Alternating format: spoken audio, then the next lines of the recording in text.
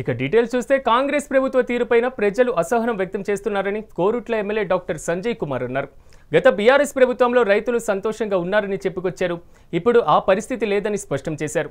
ప్రజలు ప్రభుత్వానికి వ్యతిరేకంగా ఉన్నారని చెప్తున్నారు. ఇక రాబోయే స్థానిక సంస్థల ఎన్నికల్లో గెలిచేది తామే అంటున్న ఎమ్మెల్యే సంజయ్తో మా కరీంనగర్ ప్రతినిధి Ravikumar face to face.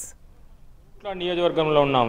Korutla నియోజకవర్గంలోని బీఆర్ఎస్ పార్టీ నుంచి గెలుపొందిన ఎమ్మెల్యే డాక్టర్ సంజయ్ మనతో మాట్లాడుతున్నారు. రాబోయే రోజుల్లో ఏదైతే స్థానిక ఎన్నికల్లో విషయంలోకి వస్తే ఎలా ముందుకెళ్తున్నారు మీరు అనే దాని మీద చిన్న క్వశ్చన్. ఎట్లా అంటే స్థానిక ఎన్నికల నుంచి మీరు ఎలా అనుకుంటున్నారు, ఎలా ముందుకెళ్ళబోతున్నారు? మనకంటే ఎక్కువ ప్రజల్లోనే కేసీఆర్ గారి ప్రభుత్వం లేదు, ఎంత మార్పు అంటే ఎలాంటి మార్పు వచ్చింది, నెగిటివ్ మార్పు ఎలా వచ్చిందో ప్రజల్లో నుంచే బ్రహ్మాండంగా వస్తూ ఉంది. ఎక్కడ చూసినా ఉదాహరణకి రైతుల్ని చూసుకుంటే కేసీఆర్ గారు రాకముందు 60 సంవత్సరాలు కూడా తెలంగాణ రాష్ట్రంలో రైతుల కోసం ఎరువుల కోసం రైతులు లైన్లు కట్టి పోలీస్ పహరాలో ఆ మధ్య అప్పుడు ఎరువులు పంచేవారు.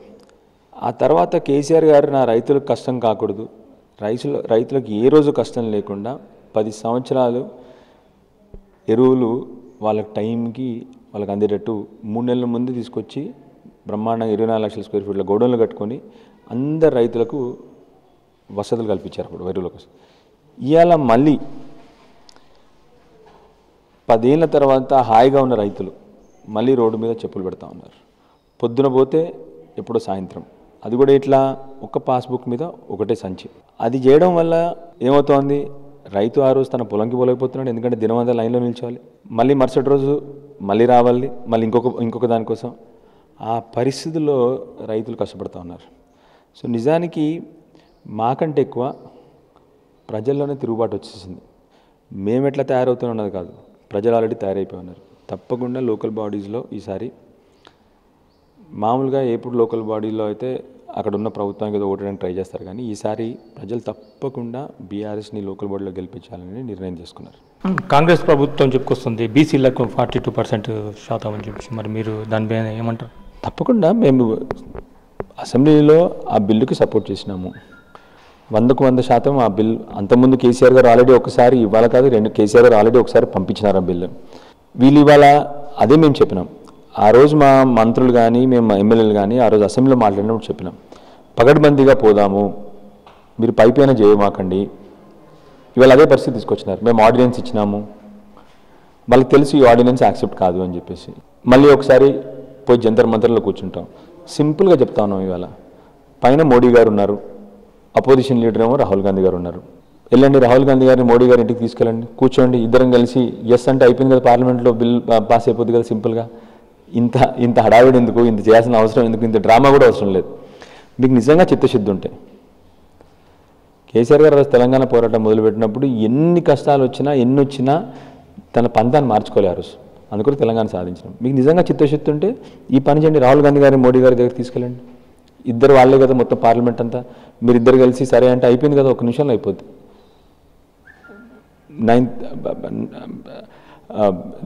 దీని ఇమ్మీడియట్గా అమెండ్మెంట్ చేసుకొని ఇమ్మీడియట్గా చేసుకోవచ్చు. సో ఇంత డ్రామా చేయాల్సిన అవసరం లేదు, ఇమ్మీడియట్గా వాళ్ళు తలుచుకుంటే నిజంగా అయిపోద్ది పని. ఏదైతే కొరుట్ల నియోజకవర్గంలో మన చెరుకు రైతుల కోసం ముత్యంపేటలో ఒక చెరుకు ఫ్యాక్టరీ ఉండేది, ఆ మూతబడి ఛానల్, దాని గురించి మీరు రైతులకు ఏం చెప్పాలనుకుంటున్నారు?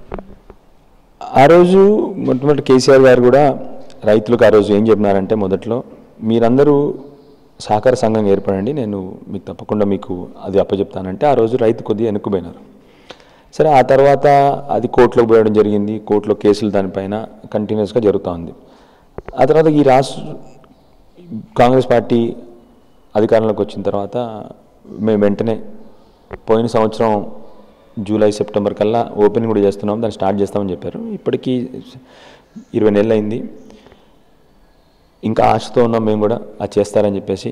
బాధ ఏంటంటే 2000 అంతకుముందు కూడా ఒకసారి ఇలానే కమిటీలు వేస్తారు వాళ్ళు, షుగర్ ఫ్యాక్టరీ కమిటీలు. ఆ రోజు కూడా ఇక్కడ లోకల్గా ఎవరో కమిటీలు లేరు, వాళ్ళు ఏం చేశారో ఎవరికి తెలియదు అప్పుడు కాంగ్రెస్ పార్టీ.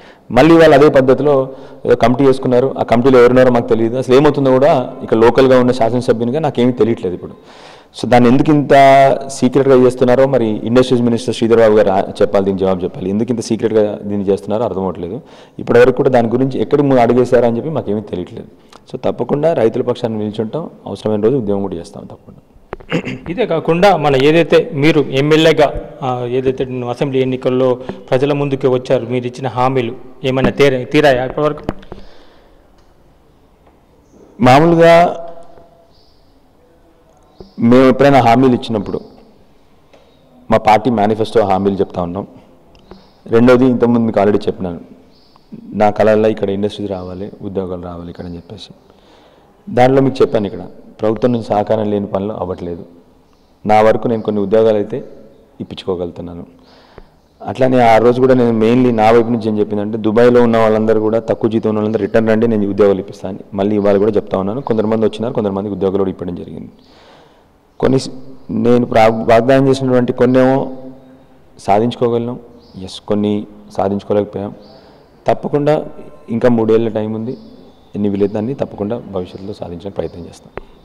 ఇది మొత్తానికి సంజయ్ చెప్పుకొచ్చేది ఏంటంటే, గత ప్రభుత్వం చేసిన, మా బీఆర్ఎస్ ప్రభుత్వం చేసిన అభివృద్ధి కార్యక్రమాల నేపథ్యంతోనే మేము ముందుకెళ్తున్నాం. ఆ అభివృద్ధిని చూసే మాకు ప్రజలు సహకరిస్తారు. ఖచ్చితంగా మీ స్థానిక ఎన్నికల్లో అయితే మాది ముందంజలో ఉంటుందని చెప్పేసి చెప్పుకొస్తున్నారు. కెమెరా పర్సన్ రఘుతో రవికుమార్, కొరుట్ల నియోజకవర్గం నుంచి మెగా 9 టీవీ.